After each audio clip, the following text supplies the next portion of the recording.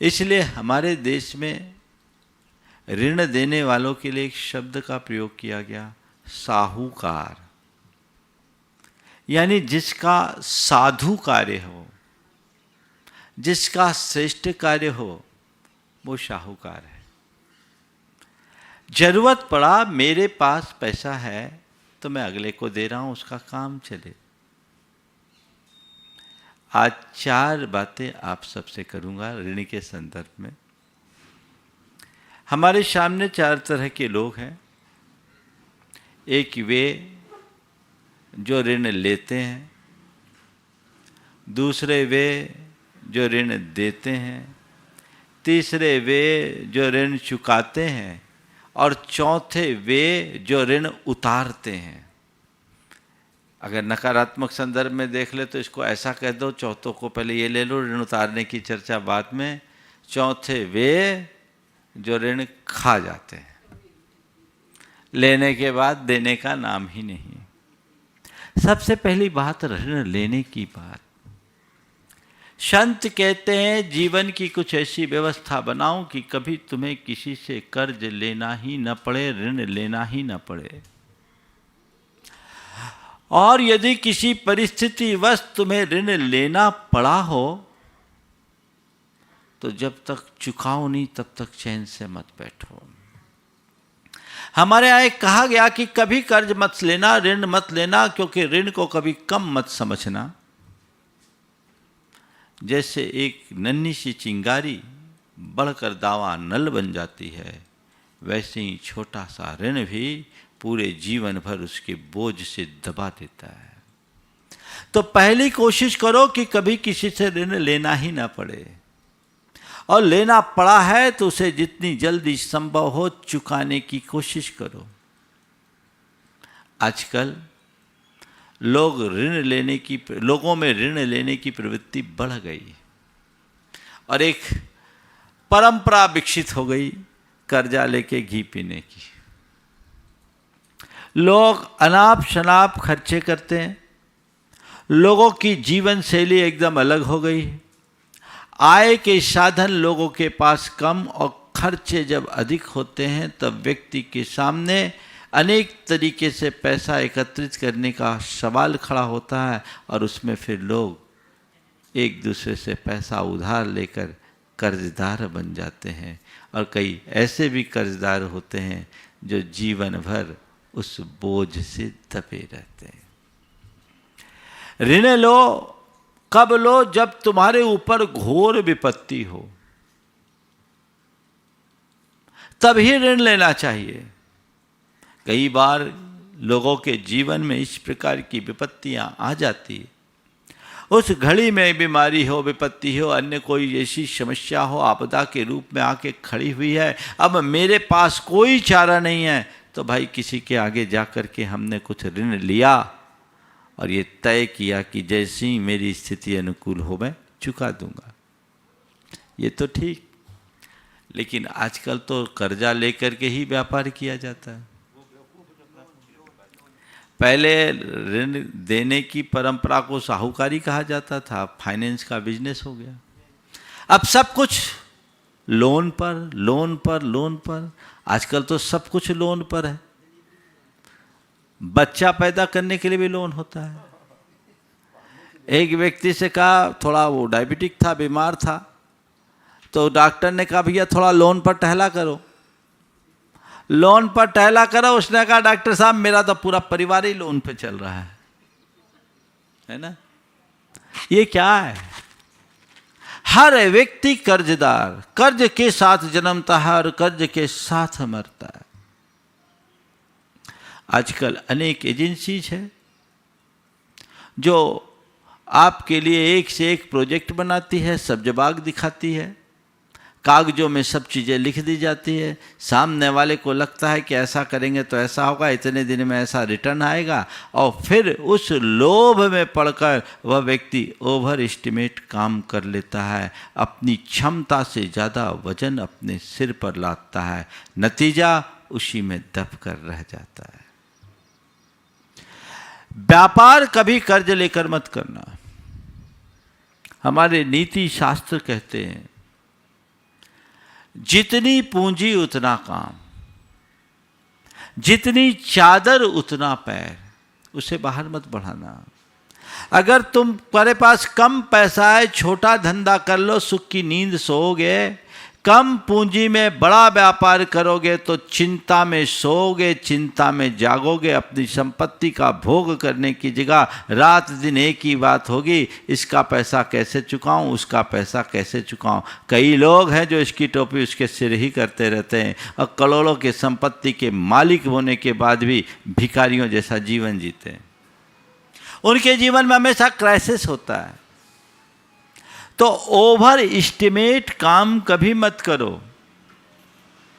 महाराज ऐसा नहीं करेंगे तो प्रोग्रेस कैसे करेंगे। पर मैं देखता हूँ ऐसा करने वाले लोगों में सफल होने वाले लोग कम होते हैं, विफल होने वाले लोग ज़्यादा। एक बात हमेशा ध्यान रखना, वजन लेकर पहाड़ नहीं चढ़ा जाता। कदाचित बाजू का वजन हो तो फिर भी चलेगा, लेकिन सिर का बोझ लेकर के तो बिल्कुल नहीं चढ़ा जा सकता। आप अपनी क्षमता के अनुरूप ही काम कीजिए, उससे ज़्यादा काम कीजिएगा तो जीवन भर दुखी रहिएगा। मैं एक ऐसे व्यक्ति को जानता हूँ जिसकी कभी 500 करोड़ की नेटवर्थ थी। उस व्यक्ति के मन में ऐसा भाव आया कि मैं और ज़्यादा कारोबार बढ़ाऊँ, जितना बढ़ सके बढ़ाऊँ, बढ़ सके बढ़ाऊँ। उसने कई देशों में बड़े बड़े MOU कर लिए, बड़ा कारोबार फैलाया, लेकिन कुछ दिन बाद ऐसी स्थिति बनी कि वो गवर्नमेंट की पॉलिसी बदल जाने के कारण सब कुछ ठप्प हो गया। गवर्नमेंट की पॉलिसी बदल जाने के कारण वो सब कुछ ठप्प हो गया और वो CBI के रडार पर भी आ गया। एक दिन में सारा पिक्चर बदल गया। बैंक का उस व्यक्ति के ऊपर 1000 करोड़ से अधिक का कर्जा, सारे काम ठप। अब उसका ब्याज सिर पर चढ़ करके भारी हो गया। नतीजा, जो व्यक्ति करोड़ों का मालिक था, अरबों का मालिक था, सड़क पर आ गया। सारा व्यापार ठप, NPA होने से सब हाथ से चला गया, देखते ही देखते चला गया। ऐसे एक नहीं सैकड़ों उदाहरण हैं। क्योंकि जब आदमी के ऊपर मार पड़ती है तो सीधे गुरुओं के पास आते हैं। अब महाराज ऐसा हो गया, हम बोले भैया लालच में फंसे क्यों, तुम धीरे धीरे चलते, एक एक करके 1000 सीढ़ी चढ़िए, एक साथ 100 सीढ़ी चढ़ने की कोशिश कभी मत कीजिए, गांठ बांध लीजिए। तो व्यापार के लिए कर्ज मत लो, कर्ज लेकर व्यापार मत करो और उधार का धंधा मत करो। जीवन तब चलेगा। अगर सुखी रहना है तो ये रास्ता है। उधार लेके बेचो मत और किसी को उधार में बेचो मत, तब आपका काम होगा। तो लोन, कर्ज लेना नहीं, पहला लेना है तभी लेना जब तुम्हारे पास कोई चारा नहीं। और कोशिश करो कि अगर मैं ऋण ले रहा हूं तो उतने एसेट्स मेरे पास है कि नहीं उसे चुकाने की, तय समय में चुका सकूंगा कि नहीं, तभी लेना। नहीं तो हाथ बांध करके बैठ जाना। एक व्यक्ति जिसके पास 10 चक्का के 40 गाड़ियां थी, सीमेंट का C&F था, बड़ा कारोबार था। अब उस आदमी के मन में धुन चढ़ी, उसने बैंकों से रुपए ले लिए और बढ़ा लिया अपना कारोबार। अब कारोबार तो बढ़ा दिया, लेकिन एक दो टेक्निकल स्थिति ऐसी आई कि सब ठप्प हो गया। उस व्यक्ति ने कहा, महाराज पिछले 2 साल में हमें 5 करोड़ का नुकसान हुआ। उस व्यक्ति ने कहा, महाराज अगर हम कारोबार नहीं करते तो भी हम बैठ के खाते तो इतना नुकसान नहीं होता, इतना खर्च नहीं होता, लेकिन 2 साल में 5 करोड़ का नुकसान हुआ। उस व्यक्ति को अपनी संपत्तियां बेचनी पड़ गई। तो ये चीज, ये सोच अपने मन मस्तिष्क में अंकित करके चलनी चाहिए ऋण के संदर्भ में। अब दूसरा, ऋण देने वाला। ऋण कौन देता है? जो समर्थ हो। सबसे पहले तो मैं ये कहूँगा कि ब्याज लेने देने का धंधा ही मत करो। ये धंधा बहुत अच्छा धंधा नहीं है, क्योंकि इसमें जब मनुष्य लोभ लाभ के गणित में फंसता है तो कहीं न कहीं उसकी वृत्ति सामने वाले के शोषण की हो जाती है। फिर भी मुझसे एक बार एक सवाल किया किसी ने कि महाराज जी, मुस्लिम कम्युनिटी में सूदखोरी को गुनाह माना जाता है, पर जैनियों के यहाँ ब्याजखोरी का धंधा बहुत होता है, आप इस पर क्या कहेंगे? मैंने उससे कहा, देखो भाई, दो दृष्टियाँ हैं, एक शोषण और सहयोग की। जहाँ तक शोषण का सवाल है उसमें ब्याजखोरी क्या, हर उस धंधे को जैन धर्म में निषिद्ध कहा गया है जिसमें किसी भी प्रकार का शोषण हो। लेकिन अगर ब्याज की बात करते हैं तो उसमें कहीं सहयोग की भी भावना है। सहयोग की भावना है कि भाई किसी को ज़रूरत है, आपके पास सरप्लस है, उसने आपको रुपया दिया, आपने उसके एवज में उसे एक ब्याज के रूप में कुछ दिया जिससे उसका काम चल गया, तो इसमें दोनों का काम चलता है। अब मान लीजिए कोई व्यक्ति रिटायर है, उसके लिए और कोई वृत्ति का साधन नहीं है, उसने अपना पैसा किसी को दिया, किसी के पास सरप्लस पैसा उसने दिया, तो इसे मैं सर्वथा गलत नहीं कहता। लेकिन कब? जब तुम्हारी नीति और नियत सही हो तब। हर किसी से कर्जा लेना मत, पहला कोशिश कर्जा लेना मत, और लेना ही पड़े तो हर किसी से लेना मत। किससे लेना? जो नीतिमान हो और उदार हो, जिसकी नीयत साफ हो, नीति सही हो, तुम्हारी जरूरत का गलत फायदा उठाने वाला ना हो, और जिसका हृदय उदार हो, विशाल हो।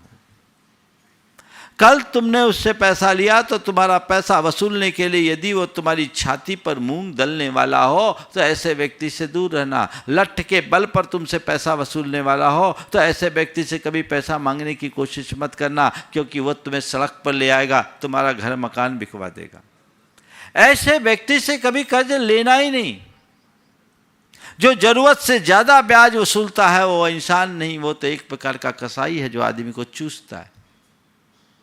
आजकल बहुत सारे लोग ऐसे हैं जो उल्टी सीधी रकम ऐंठते हैं ब्याज के बल पर, मूल से कई गुना ब्याज हो जाता है। अभी एक व्यक्ति ने बताया कि जरूरत पर किसी से 60,000 रुपया लिया और उसने कहा भैया 4 महीने में तुम्हें 1 लाख देना होगा। अब बताओ, 60,000 रुपये का 4 महीने में 1 लाख, ये अनीति है कि नहीं है? ये घोर शोषण है। और ऐसे आदमी के साथ दूरी रखो, कभी ऐसे व्यक्ति के पास जाना नहीं, और जाओ तो ऐसे व्यक्ति के पास, उदार व्यक्ति के पास जाओ कि कदाचित देख ले तुम्हारी परिस्थिति खराब हो तो तुम्हारे कहे बिना वो तुमसे कह दे भैया कोई बात नहीं, चिंता मत करो, धीरे धीरे जब होगा तब चुका देना, ब्याज मैं तुम्हें छोड़ता हूँ, तुम धीरे धीरे कर लेना। ऐसे उदार व्यक्ति का सहयोग अगर लोगे तो फलेगा। लोग बोलते हैं महाराज जी आजकल जो उल्टा सीधा रकम लेते हैं, ब्याज ऐंठते हैं, उनका पैसा तो चूक जाता है, और जो बिल्कुल कम तरीके से लेते हैं, जेन्युइन ब्याज लेते हैं, उनका पैसा लोग पचा लेते हैं। माने सब लट्ठे के भरोसे चलते हैं। गलत। कई लोगों का तो ये धंधा ही है ब्याज पे रुपया लेकर के ब्याज में रुपया देना।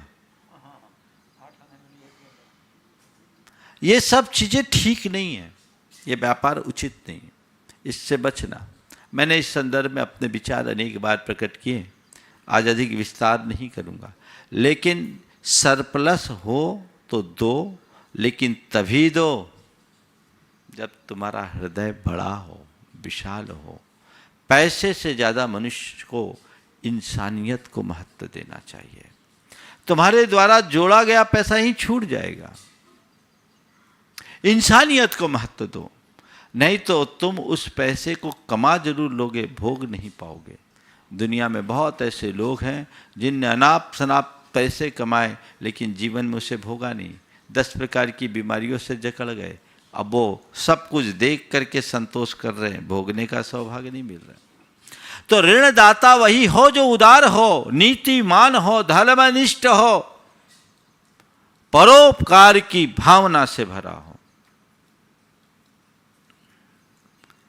लेकिन ऋणदाता कितना ही उदार क्यों न हो, ऋण लेने वाले को सदैव वफादार बनना चाहिए। उसे ऋण चुकाने के लिए तत्पर रहना चाहिए, तत्पर। हर स्थिति में मुझे ऋण चुकाना है, मेरे ऊपर ये बहुत बड़ा कर्ज है, यहां नहीं चुकाऊंगा तो न जाने कितने जन्मों तक मैं इनका कर्जदार बना रहूंगा। ये मन में भाव होना चाहिए। ऐसा मत समझना कि ये दुनिया से मैं चला गया तो मेरा कर्ज बचा है, खत्म हो गया। नहीं, कर्ज तो तुम्हें चुकाना पड़ेगा, और न जाने उसका कितना मोल चुकेगा, कितना ब्याज चुकेगा। इसलिए अगर तुमने ऋण लिया है तो जो ऋण चुकाने वाला होता है वो जब तक अपना कर्ज न चुकाए तब तक उसे भूलता नहीं। ऋण चुकाना है, मैंने लिया है तो देना है। जिस मुसीबत में उसने मुझे साथ दिया, अब ये मेरा धर्म होता है कि मुझे उसे चुकाना है। हर स्थिति में मुझे चुकाना है, जब तक चुकाऊं नहीं तब तक मुझे चैन से नहीं बैठना है। मेरे संपर्क में एक व्यक्ति, जिसको अपने बेटे के लिए कारोबार सेट करने के लिए कुछ पैसा लेना पड़ा। जब उनने पैसा लिया तो उस समय उनके पास संपत्ति भी थी। उन्होंने अपने मित्र से कहा कि आप संपत्ति गिरवी रख करके हमें ये रकम दे दो, मेरा बेटा स्टैंड हो जाएगा। उन्होंने कहा नहीं भाई, तुम्हारा बेटा मेरे बेटे जैसा है, आपने कहा है मेरे पास पैसा मैं देता हूँ, आप जैसे जैसे अनुकूलता हो मुझे चुका देना। कोई लिखा पढ़ी भी नहीं की। अचानक उस व्यक्ति की तबीयत खराब हुई। उसने अपने बेटे को बुलाया, कहा बेटा देख, मैंने जीवन में बहुत अच्छे कार्य किए, पर मुझे लगता है अब मेरे पास समय नहीं है। मैं कर्जदार बनकर नहीं जाना चाहता, कर्जदार बनकर नहीं जाना चाहता। मेरे ऊपर एक बहुत बड़ा बोझ है। इतने वर्ष हो गए, सामने वाले ने आज तक हमसे कुछ कहा नहीं, लेकिन तुम उसे आज तक चुका नहीं पाए। मुझे इस बात का बड़ा दुख है, तुम्हें इस बोझ को उतारना है। अब मैं चाहता हूँ कि इस समय मेरी जो ये संपत्ति है मैं उनके नाम कर दूं। बेटे ने कहा, बेटे से पूछा तुम्हारी क्या राय है? बोले पिताजी बिल्कुल मैं भी चाहता हूँ आपके सिर पर कर्ज न हो, आपका आशीर्वाद हो, मैं सब कुछ कर लूँगा, ये काम कर लेता हूँ। उसने उस व्यक्ति को बुलाया। आप सोच के आश्चर्य करेंगे कि आज भी ऐसे उदाहरण है। उसने अपने मित्र को बुलाया, उसके प्रति आभार व्यक्त किया कि आपका बहुत बड़ा साथ था और उस साथ के कारण मेरा बेटा आज कम से कम काम काज के लायक हो गया, लेकिन मैं इतना समर्थ नहीं बन पाया कि आपका पैसा चुका पाता। पर मैं अब चाहता हूँ कि मैं कर्ज से दब कर इस दुनिया से न जाऊँ, इसलिए आपसे हाथ जोड़कर विनती है, ये संपत्ति आप ले लीजिए। सामने वाले ने कहा ऐसी कोई बात नहीं। बोले नहीं, मैं कर्ज चुका कर जाऊंगा, ऐसे नहीं जाऊंगा, आपको लेना पड़ेगा।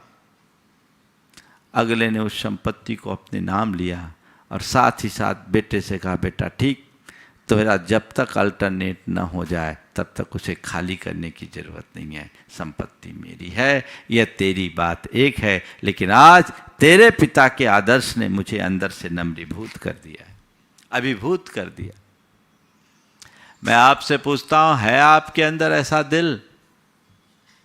अगर किसी से लिया है, नहीं मांग रहा है तो पचा जाओ। अरे नहीं मांगने पर पचाने की बात तो दूर है, सामने वाला मांग मांग कर हार रहा है तो भी देने की नियत नहीं। ऐसे लोग 7 जन्मों तक दरिद्र होंगे। उन्हें सोचना चाहिए, ऋण लिया है तो ऋण चुकाओ। कई ऐसे लोग जिनके ऊपर लोगों ने विश्वास करके अपना रकम दिया, विधवाओं का पैसा रखें, अब वो भी डकार गए, खुद पर खर्चा कर रहे हैं, सामने वाले को पैसा नहीं दे रहे हैं। ये कितना बड़ा पाप, जिनने अपने जीवन का सारा आधार तुम्हें सौंपा इस आशा के साथ कि तुम जो उसे उसके एवज में ब्याज दोगे उससे उनका गुजर बसर चलेगा, और तुम उसे पचा गए। कितनी हाय तुम्हें लगेगी। ध्यान रखना, जो ऐसे लोगों के द्रव्य का उपभोग करेगा वो 7 जन्म तक दरिद्र और अनाथ होगा। ये भूलना मत, ये कर्ज छूटेगा नहीं।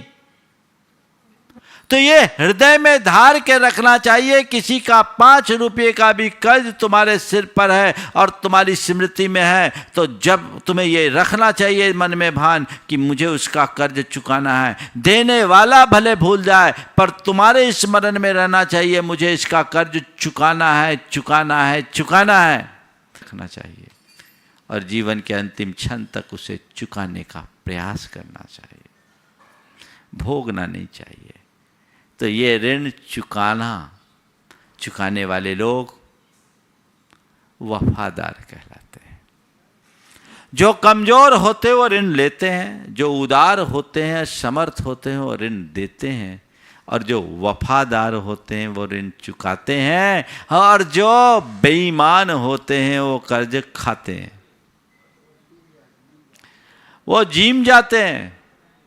आजकल ऐसे लोगों की भरमार हो गई। एक बार एक व्यक्ति ने किसी से कहा कि भैया कुछ रुपयों की ज़रूरत है। बोले रुपया तो दूंगा, लेकिन आप फिर उसे लौटाएगा क्या? सामने वाला बोलता क्या, आज तक जिसका लिया उसका लौटाया नहीं, तुम्हारा क्या खा के भाग जाऊंगा? आज तक जिसका लिया उसका लौटाया नहीं, तुम्हारा क्या खा के भाग जाऊंगा? बड़ी बुरी हालत है। कई लोग हैं जो केवल यही काम करते हैं, कर्जा लेना, कर्जा लेना, कर्जा लेना। पर बंधुओं, वो उन्हें समझना चाहिए कि ऐसा करके वो अपने जीवन के साथ कितना बड़ा धोखा कर रहे हैं। इससे बचो, जीवन को व्यवस्थित करो। हो सकता है मेरी बात से बहुत सारे लोग असहमत होंगे कि महाराज जी आपकी बात के अनुसार चले तो हमारा कारोबार का विस्तार कैसे होगा, बड़े बड़े व्यापार और उद्योग हम कैसे चलाएंगे। लेकिन मेरे सामने ऐसे भी बहुत सारे लोग हैं जिनका बहुत बड़ा कारोबार है और 1 रुपये का डेप्ट नहीं है, 1 रुपये का कर्ज नहीं है, कहीं ना बैंक से न किसी और से। समर्थ के अनुसार चलो, और अगर विकास करने के लिए लेना भी है तो एक सीमा में लो। जैसा अभी मैंने थोड़ी देर पहले कहा था कि बाजू का वजन होना चाहिए, सिर का नहीं। ऐसा लो कि अगर किसी टेक्निकल कारण से कोई व्यवधान आ जाए और मैं अपने वांछित लक्ष्य की तरफ न बढ़ सकूं, तो फिर मुझे किसी को देने के लिए मोहताज न होना पड़े, जिस दिन चाहूं उसका पैसा कैश करके लौटा सकूं। और जब तक लौटाऊं नहीं, मुझे चैन से नहीं बैठना है। आजकल पिता की संपत्ति का भोग करने के लिए तो लोग तैयार होते हैं, पर कितने लोग हैं जो पिता के लायबिलिटीज को चुकाने का मनोभाव रखते हैं? बहुत कम लोग। तो ऋण लेने वाले, ऋण देने वाले, ऋण चुकाने वाले और ऋण उतारने वाले। चुकाने से बड़ा ऋण उतारना। ऋण उतारने का मतलब जीवन भर ऋणी बने रहना। जीवन भर ऋणी 2 सेंस में, एक तो कर्जा लेकर के बैठा रहा, भोग लिया, एहसान फरामोश हो गया, वह नकारात्मक दृष्टि है। लेकिन ऋणी बने रहना, किसी ने जरूरत पर तुम्हें थोड़ा सा भी सहयोग दिया तो पूरे जीवन उसके प्रति कृतज्ञ बने रहना, उसके प्रति कृतज्ञ बने रहना, और ये सोचना आज मैं जो कुछ हूं इसकी वजह से हूं, इनका मुझ पर बड़ा ऋण है। यदि उस वक्त में इन्होंने मुझे सहयोग नहीं किया होता तो आज मेरी स्थिति क्या होती, सोचते हो? मेरे संपर्क में एक बड़े उद्योगपति, आज बहुत संपन्न, समर्थ, उदार व्यक्ति, वो एक सज्जन मिले, उनसे परिचय कराया और परिचय करा करके कहा, महाराज जी हमारे सामने परिचय, इनका हमारे परिवार पर बड़ा ऋण है। हमारे पिताजी जब आए थे तो सबसे शुरुआत इनकी गद्दी से ही की थी। उस समय हमारी कोई हैसियत नहीं थी। आज महाराज हम जो कुछ भी हैं इनकी कृपा से हैं। दोनों हाथ जोड़े, आंखों में आंसू आ गए। और अगर स्टेटस देखा जाए तो वो ऐसे और ये ऐसे, जमीन आसमान का दोनों में अंतर। एक व्यक्ति बहुत बड़े इंडस्ट्री का मालिक है और एक व्यक्ति किसी के यहाँ नौकरी कर रहा है। अंतर इतना बड़ा है, लेकिन जो व्यक्ति उदार होता है, जो व्यक्ति के हृदय, जिस व्यक्ति का हृदय कृतज्ञता के भाव से भरा होता है, वो हमेशा ऋणी रहता है। अपने मन से पूछो, तुम्हारे मन में ऋण उतारने का भाव है? कृतज्ञ होने का मतलब उस व्यक्ति के प्रति हमेशा श्रद्धा का भाव रखना, ये मेरा उपकार किया, ऐसा भाव रखना, और हमेशा उसके प्रति सकारात्मक सोचते हुए जब जरूरत पड़े सहयोग के लिए खड़े रहना। ऋण उतारने की बात तो ये। मैं आपसे पूछता हूँ, आपकी स्थिति क्या है? 4 में ऋण लेने वाले में हो या देने वाले में? ऋण चुकाने वाले में हो या ऋणी बने रहने वाले में? ऋणी निगेटिव सेंस में भरने वाले हैं खूब, हाँ हम तो कोई दिक्कत नहीं, कर्जा है सो है। नहीं, हमें ऋण उतारना है। आपको पता